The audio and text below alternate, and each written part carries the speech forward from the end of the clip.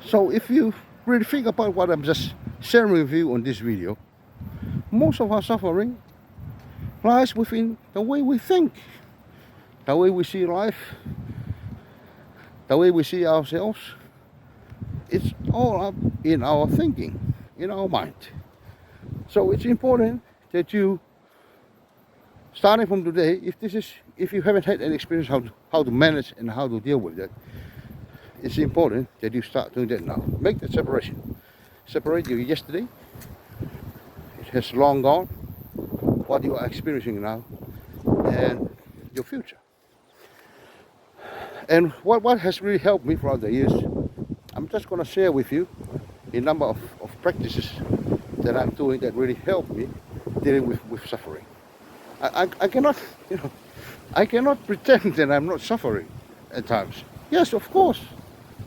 As long as we are human beings, we're going to suffer. We're responsible. The difference now, from the way I have been experiencing suffering in the past, I find ways now how to deal with it. There are a few ways, how to deal with my suffering.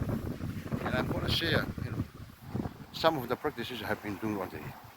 And one of them is spending time in nature, like what I'm doing now. Go for a walk, spending time in nature, gets my thinking clear. And especially if I've been, something that I've been frustrated about all day, I'll just stop it. What I'm doing at that time, get changed, go for a walk.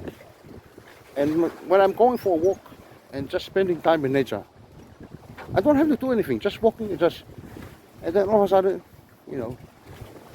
slowly, the anger, the frustration, the worry, it just goes out. And by the time I finish my walking and spending time in nature, when I go back home, I'm back to normal. That's one of the practices. Another one is journaling. I have been doing journaling and reflection. I don't know about you,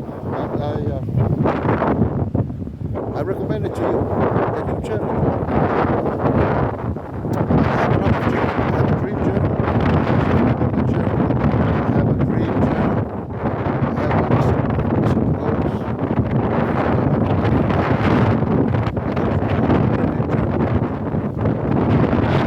I recommend it to you. Whether you're just online, or some kind of journal, keeping record and track of so how do you feel it, and you just put it down, whatever you feel on that day. Just put it down.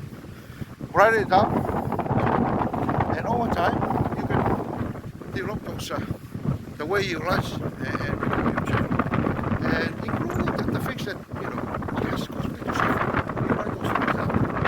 But like I said, journaling will help you making those clear separation of what has happened in your life in the past, what is happening now, and what's going to happen tomorrow.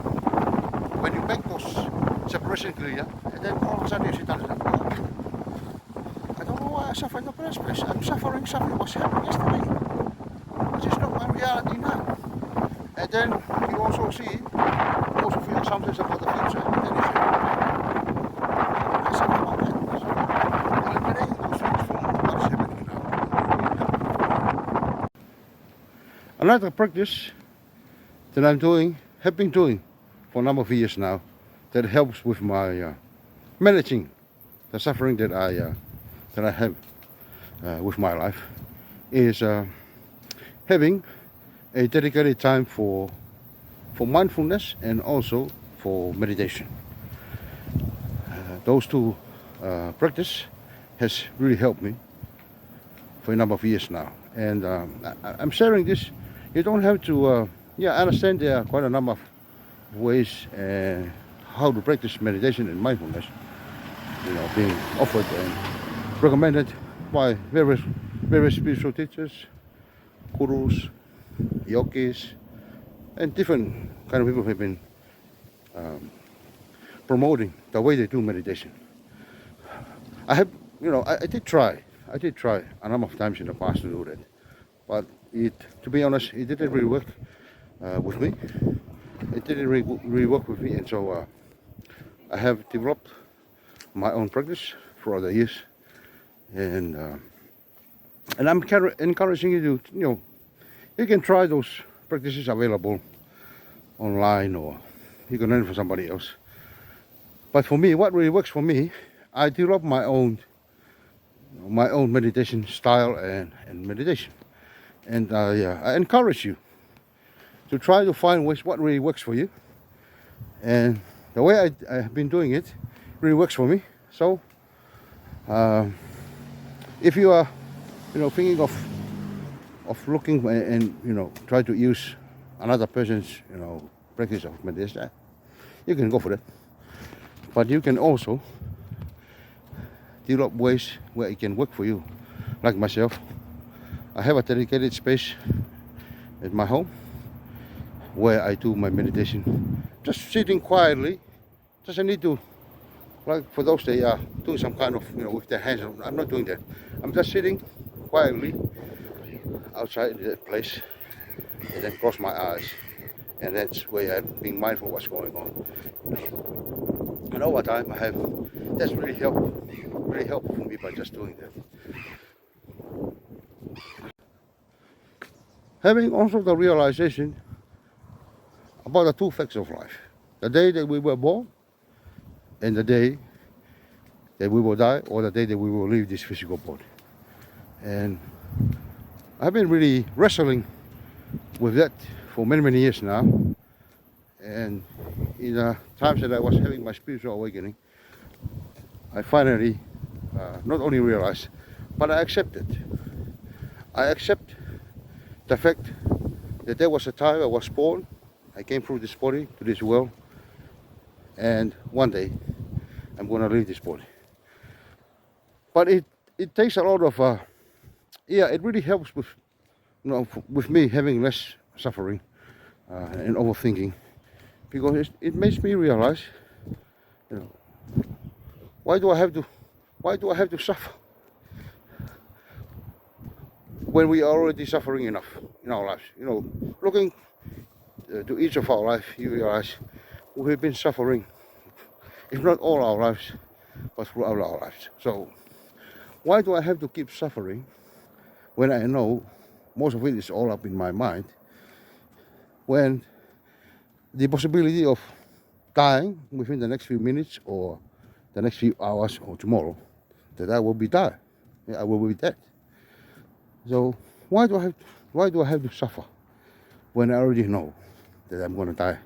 Well, then I often used the analogy of having this big building, and there's only two doors into the building: the entrance and the exit. And no matter what we do there inside, what kind of games that we're going to play, the kind of life that we're going to live, once we enter the main entrance, we know there's only one door left. It's the exit. And one day we're going to leave through that exit. Yeah, the point I'm trying to say, it's going to lessen your suffering if you know not only that most of our suffering is due to our thinking, but we're going to die anyway. I'm not saying that I'm going to encourage that we just live this life by just doing nothing. We don't have some kind of purpose or goals. No, I'm not talking about that. But it's going to help you realize that that we're going to die one day. It takes a lot of worry. It takes a lot of frustration. It takes a lot of complaining. It takes a lot of suffering from our lives. By just knowing that one day we're going to leave this body. So with that, my friends, I'm just going to leave you with what I have been sharing in this video. And just to re-emphasize the main point I've been talking about in this video is about suffering, and for you to be aware that suffering is all up in our thinking. Suffering is not about our physical pain. No, that's a different thing. Suffering is in our mind, and we can have ways how to manage with it. And like I said before, I'm not sharing this with my experience about suffering that I don't have it. No. It's just like our emotions. It comes in and goes. So long we live in this body, those emotions, we will still have those emotions. But I have a better way now how to deal with it and to manage my life so that I can live much lighter. Not easier, because we're still going to deal with a lot of challenges at some point. But it makes my life lighter. It makes me create more space to be happy, create more space to be peace, and just focusing on what I'm doing and what I want to build in this life, especially in contributing to the healing of this world and building up and uplifting one another and empowering one another. So, peace and joy to you, and I will see you in my next video.